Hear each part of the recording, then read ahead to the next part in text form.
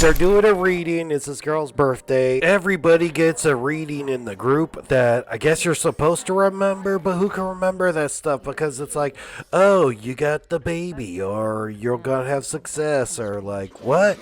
I can't remember all this shit. She sees some stuff in the attic. She goes up the ladder. Sees like, oh, it's a high priest card, and there's candles everywhere. That's weird. Ah! It scares her. She falls down. But here's probably the best kill in the movie because it gets the ladder. It keeps poking her until blah.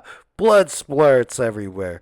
And it could have been cool, dude. Like put it in her eyes or something like that. Or chop her head off.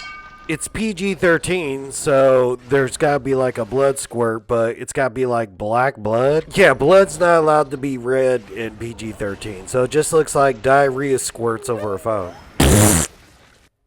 They're like, yeah, the town is empty. Where did all the people go? Everybody's a vampire now. There's not enough coffins to go around. It's dusk, so everybody uses the trunk of their car as like a makeshift coffin to keep them protected from the sunlight.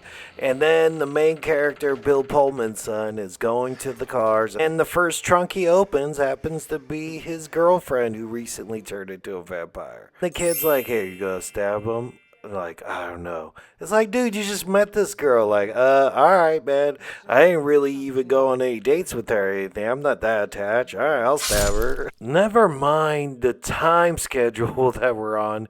It's dusk. We have like 70-something vampires out here. We gotta at least kill, like, like 2 or 3 a minute to catch up with this before the sun sets, and you're out here, the first girl trunk we open, you're out here having a moral, ethical debate. Like, dude, you're new in town. This isn't your wife. This isn't the mother of your children or something like that. It's some girl that you rap to a little bit, you know? You two didn't even have a sex scene. Like, whatever. Well, now this girl gets shot, and that's the reason we can't really kill these vampires.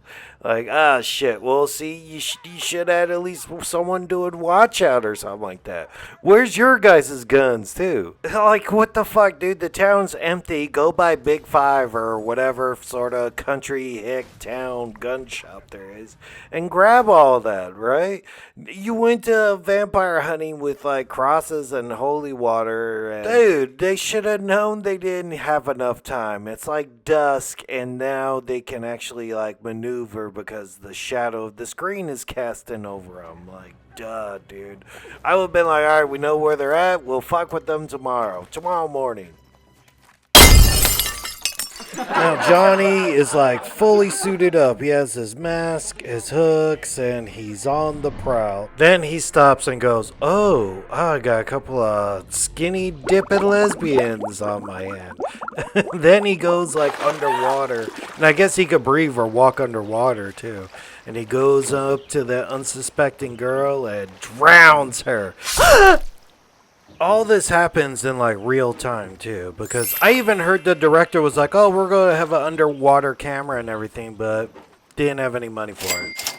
Devil babies are so hot right now. I guess she sort of acknowledged it and went, all right, I'm going to do like a weird, sexy dance all over the place. And then I'm not going to give you guys the satisfaction. I can't say it, but I think the devil might have shoved her out of the window. She fell to the concrete. And they sort of showed that a little bit in the very first, like, Rosemary's Baby. That's why this prequel exists, like, 50 years later. Boo! Man, dude, that Volkswagen took a bump. They do not build them like that anymore. The roof didn't even cave in. Just left a good-sized dent in it. The Satanists don't give up that easy either. They just go, well, that was our main girl. She sort of ended the plans with that pregnancy. But let's move on and let's just do that same thing to Rosemary. And there you go.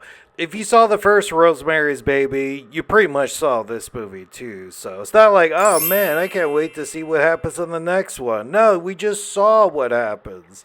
But the other time, actually comes to term. For being a serial killer, too, we don't see him killing too much, but he is like, all right, man, you drunk? Shove you down the stairs.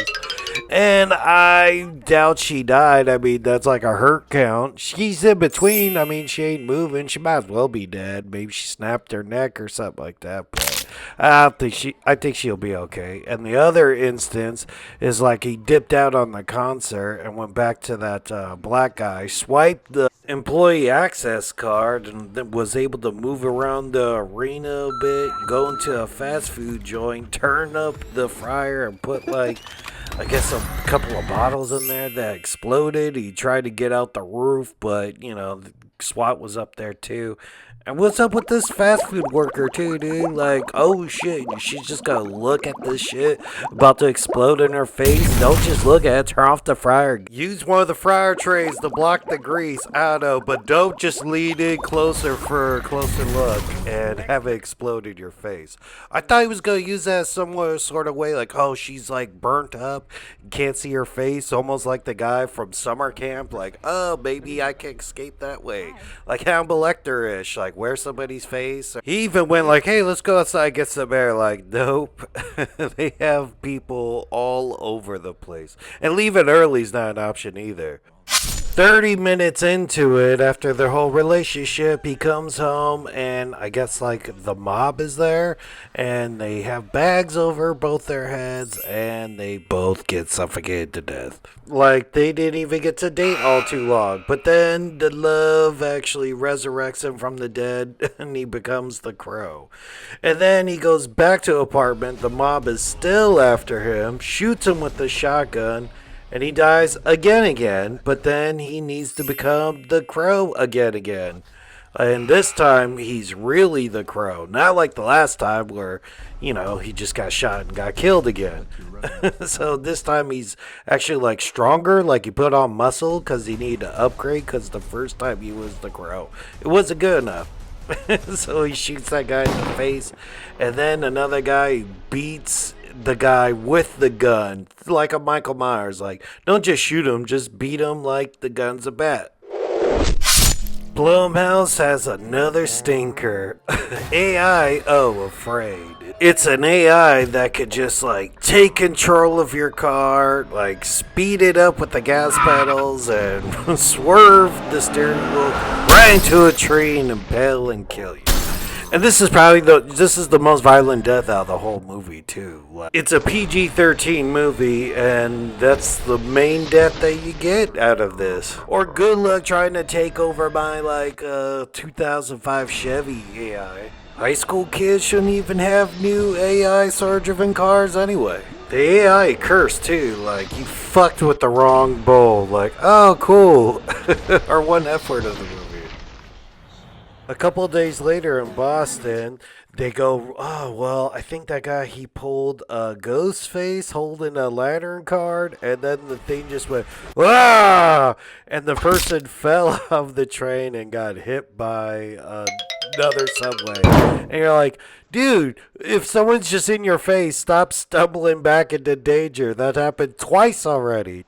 That ghost just gets in your face and just tries to make you kill yourself, man. If that ghost gets that close to you, punch her in the face.